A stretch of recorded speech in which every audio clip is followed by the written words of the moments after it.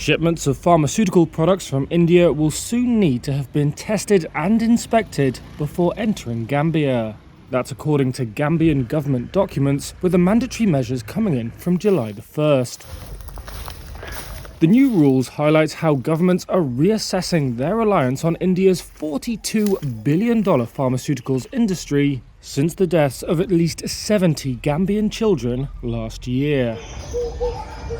They were mostly under 5 and died from acute kidney injury that doctors linked to Indian-made cough syrups.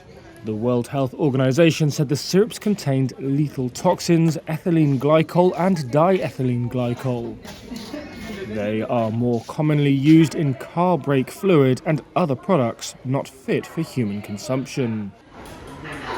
Gambia said its latest move was to address issues related to substandard and falsified medicines entering the country. That was in a letter sent by the Executive Director of Gambia's Medicines Control Agency, Markiu Janakaira, to India's Drug Controller General Rajiv Singh Raghuvanshi. The letter said Gambia had appointed Mumbai-based control laboratories to issue a so-called clean report of inspection and analysis for all of the shipments from India.